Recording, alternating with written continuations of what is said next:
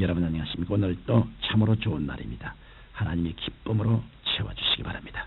저는 오늘 시편 23편 1절로 6절의 말씀을 가지고 나의 목자라는 제목으로 은혜를 나누고자 합니다. 예수님께서는 요한복음 10장 10절에서 친히 자신을 가리켜 말씀하시기를 나는 선한 목자라고 하셨습니다. 이와 같이 예수님께서는 오늘날도 우리의 선한 목자가 되어주십니다. 그래서 우리가 목미한 어린 양과 같이 그릇 행하여 각기 제 길로 행하려 할 때에도 예수님께서는 친히 우리를 돌보시며 인도하시고 보살펴 주시는 것입니다. 뿐만 아니라 적절한 때를 따라 우리에게 좋은 것들을 허락해 주시며 때를 따라 환난과 고통에서 우리를 위로하여 주시고 지켜주시기도 합니다. 그러므로 우리가 목자 되신 예수님을 잘 섬기며 그분의 인도함을 잘 따라간다면 우리의 삶은 더욱 윤택해지며 풍성해질 것입니다. 그런데 성경의 여러 인물 가운데서도 목자 되신 주님의 은혜를 누구보다도 확실히 체험한 사람이 있습니다.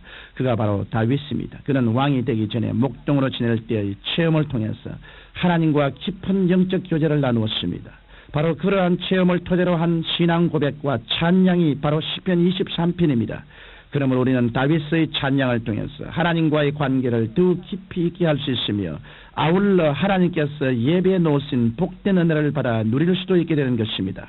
그러면 선한 목자 되신 주님께서 우리를 위하여 베풀어 주신 축복에는 어떠한 것들이 있을까요? 첫째로 주님께서는 우리를 푸른 초장과 쉴만한 물가로 인도하십니다.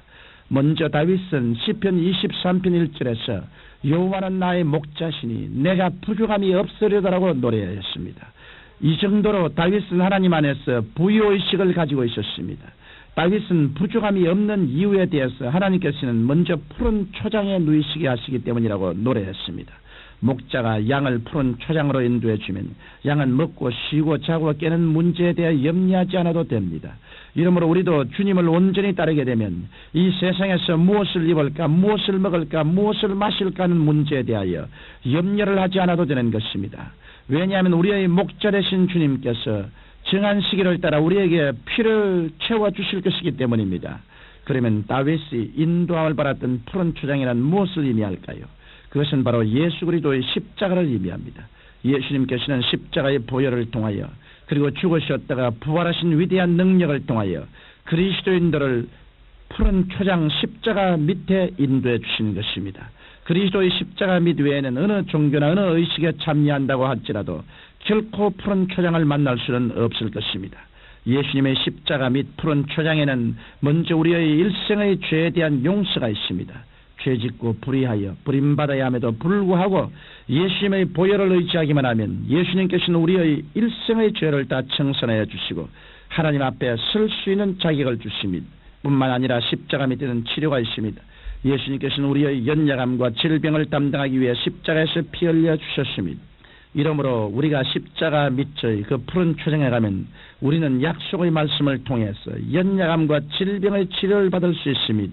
나아가서 십자가 밑에는 축복이 있습니다. 성경은 갈라디아서 3장 13절 이하에서 그리스도께서 우리를 위하여 저주를 받으심으로 말미암아 우리로 하여금 그리스도 안에서 아브라함의 복을 받게 하셨다고 기록하고 있습니다.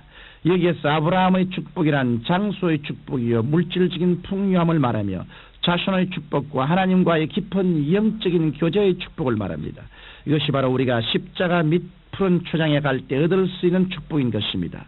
그런데 목자의 인도함은 여기에서 그치지 않습니다. 선한 목자이신 주님께서는 우리를 쉴만한 물가로 인도하십니다. 예수님께서는 요한복음 7장 39절에 누구든지 목마르거든 내게로 와서 마시라. 나를 믿는 자는 성경의 이름과 같이 그 배에서 생수의 강이 흘러나리라고 말씀하셨습니다. 이 말씀은 바로 믿는 자들이 받을 성령을 말합니다.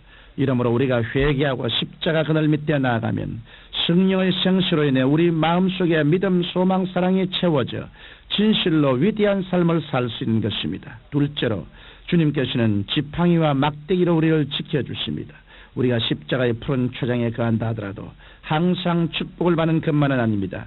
때로는 사망의 엄침한 골짜기를 지날 때도 있는 것입니다. 이것은 자연 환경에서도 마찬가지입니다. 날씨가 좋을 때도 있고 비바람과 눈보라가 몰아칠 때도 있는 것처럼 인생 여정도 그러한 것입니다. 이러므로 인생길에 시련이 다가온다 해서 결코 낙마하거나 두려워해서는 안 됩니다.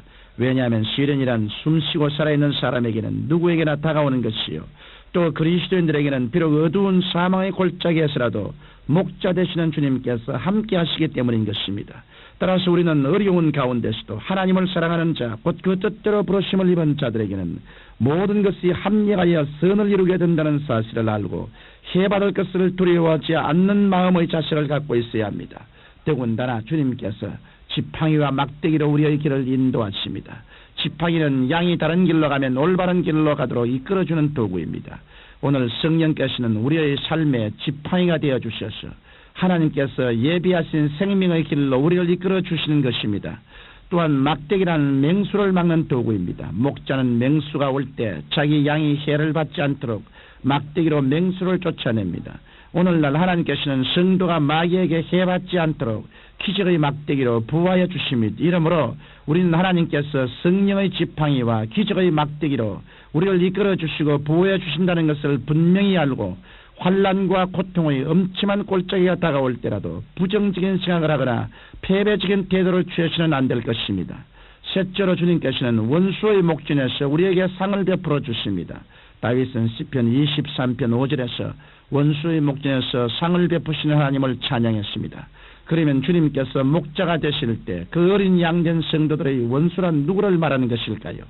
성경은 베드로전서 5장 8절로 9절에 근신하라 깨어라 너희 대적 마귀가 우는 사자같이 돌아다니며 삼킬 자를 찾나니 너희는 믿음을 굳게 하여 저를 대적하라고 기록하고 있습니다. 이와 같이 하나님의 자녀된 우리들의 원수는 바로 마귀입니다.